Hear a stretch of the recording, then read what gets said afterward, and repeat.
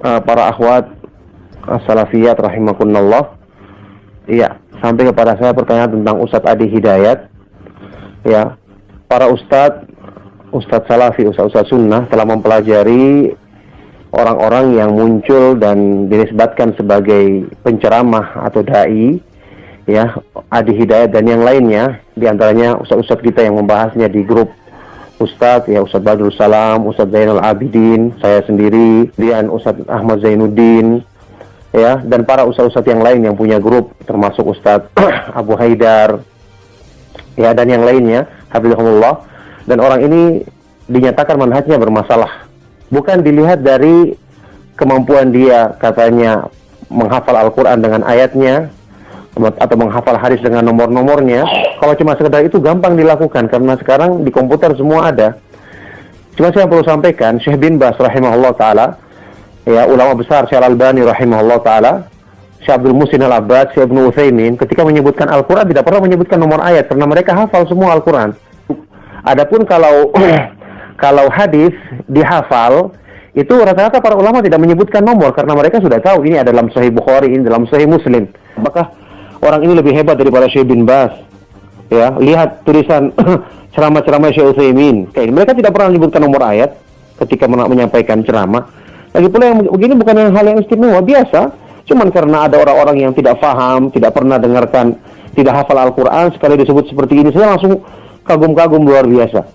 Itu orientalis, ya, perusak Islam, rata-rata hafal Al-Quran, hafal hadis Rasulullah SAW. Nanti harus tahu, ya, ada yang namanya orang orientalis dari Eropa, namanya Wensing.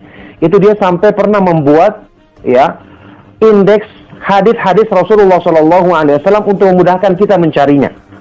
Jadi adalah kebodohan kalau kita menilai, ya, seseorang yang hanya kita dengar dari ceramahnya, kita dengar dari ininya. Para ustadz telah meneliti, dan para ustadz yang ada di Multaqo Duat, yang saya katakan tadi nama-nama mereka, telah meneliti dan telah menyimpulkan bahwa ustadz ini bermasalah.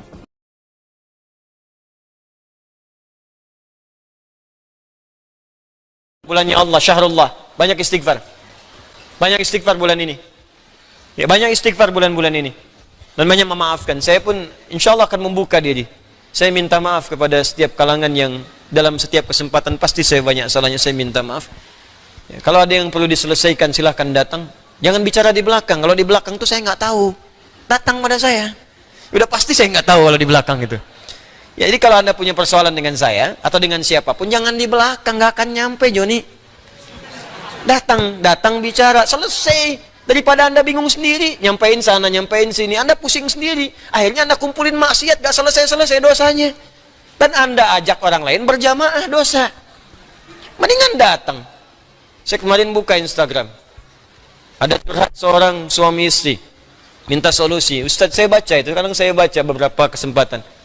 Ustadz minta pandangan. Saya dilarang kakak ipar saya datang ke kajian Ustadz Adi Hidayat. Katanya ustadznya ajarannya radikal.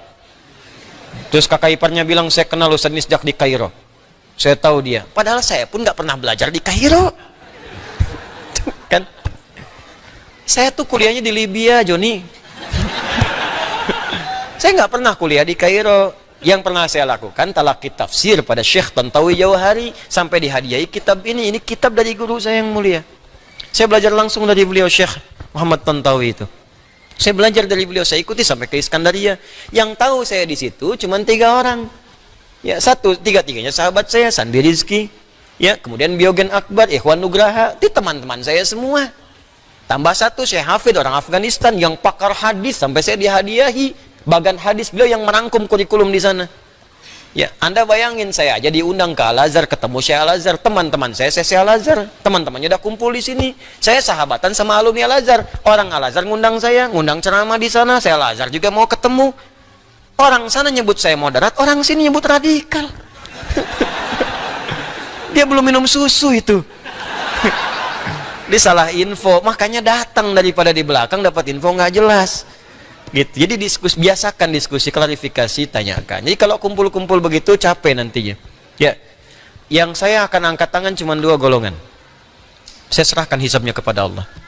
Satu yang menyebut saya pelaku bid'ah. Itu saya serahkan hisabnya kepada Allah kalau dia tidak bertobat. Karena itu berat di hadapan Allah. Karena pelaku bid'ah tidak akan berjumpa dengan Rasulullah SAW. Saya mimpi sudah ketemu. Dan banyak dimimpikan orang bertemu dengan Rasulullah. Loh, Anda menyebut saya pelaku bid'ah. Maka bagaimana cara saya bertemu dengan Rasulullah SAW? Tapi saya masih menahan. Kalau Anda masih bertobat, selesai urusan saya. Tapi kalau tidak, saya serahkan hukumnya sama Allah. Saya nggak mau bilang apa-apa. Itu saja. Yang kedua, orang yang menghambat orang yang ingin memperbaiki diri belajar dengan saya.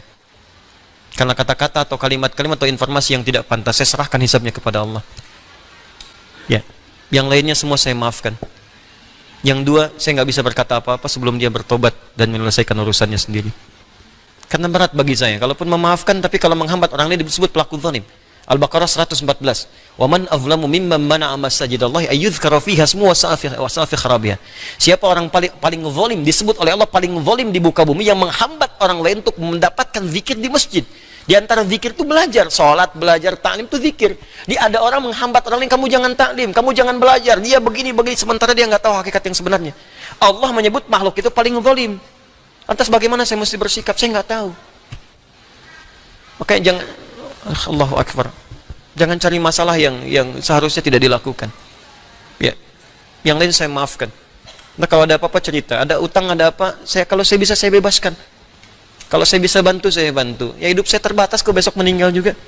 Mungkin antum duluan, saya belakangan, bisa. Bisa terjadi. Ya, atau terserah lah, gitu. Atau terserah. Ya, jadi sudah jangan banyak cari maksiat. Nah, kalau yang dua tadi saya serahkan urusan sama Allah. Yang menyebut saya bid'ah, atau yang kedua yang menghambat orang lain untuk mengaji tanpa alasan yang jelas, sehingga orang itu tidak mendapatkan kebenaran. Bahkan ada yang berbahaya sehingga membuat orang itu benci dengan saya padahal nggak kenal saya. Coba Anda kebayang nggak, kalau Anda kenal Anda benci, mungkin ada persoalan. Anda nggak kenal Anda benci, kebayang nggak? Yang paling bahaya itu kan paling bahaya. Anda nggak kenal setan, difasilitasi. Anda nggak kenal saya, dibenci. Kan perbedaannya jauh. Bayangkan Nabi Musa saja, Nabi, Rasul, ya, kenal Fir'aun, makhluk paling zalim. Fir'aun tuh ustadz bukan, ngaku Tuhan, hobi bunuh orang. Diperintahkan Musa berdakwah kepada Fir'aun, berkata dengan lembut, faqula lahu qawlan layyina. Anda Nabi bukan, Rasul bukan, surga belum jelas, amalan berantakan, hisab menegangkan.